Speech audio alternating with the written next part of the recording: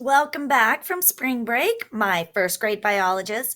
So, before spring break, we learned about living things and non living things. And we also learned that living things need four basic things just to survive they need food, air, water, and shelter.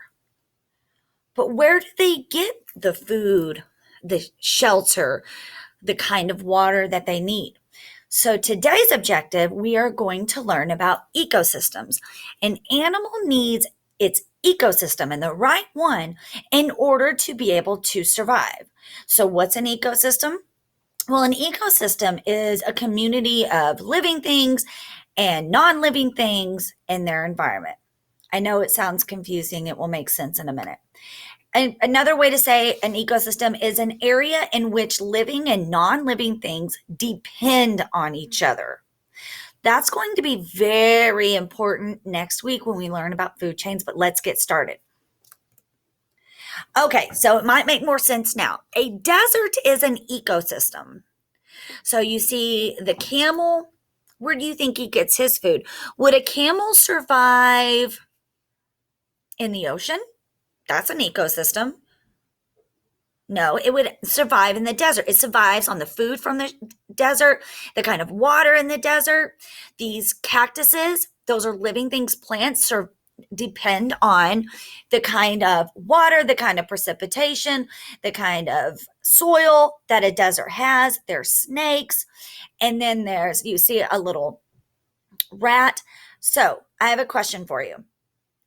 Why do you think, and you'll see in the next couple of slides, why do you think a camel is that color, a snake is that color?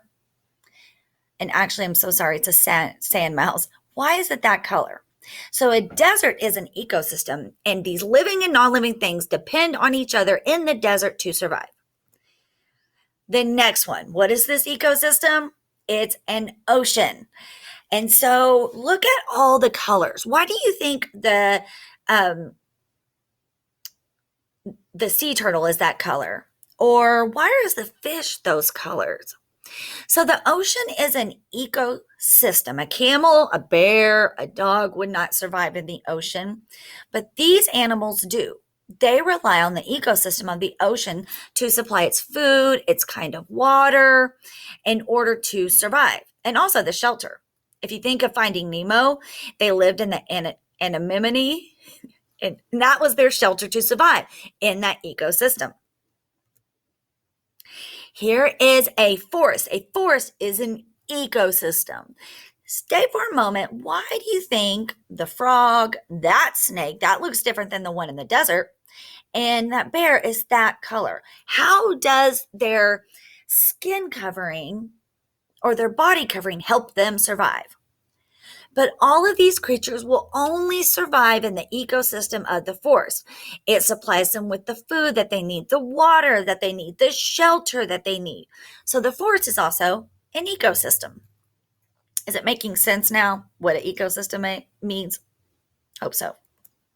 Okay. An ecosystem can also be a lot smaller than an ocean, a forest, even smaller than a pond. An ecosystem can be in an aquarium. Raise your hand if you've ever seen an aquarium and look at these pictures. Many of you have gone to the Dallas Aquarium and seen sharks and stingrays in there.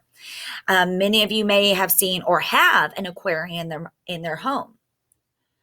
And I always like to remember aquarium is a container with water. Who knows about Aquaman? Okay, if you know about Aquaman, where does he live? He lives in the water. Aqua means water. So aquarium is a container with water. And you can see in these pictures, it's an ecosystem. It's got non-living things.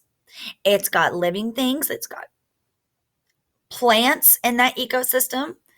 That is what they need to survive. And a living thing depends on other living things, and it depends on non-living things in order to survive.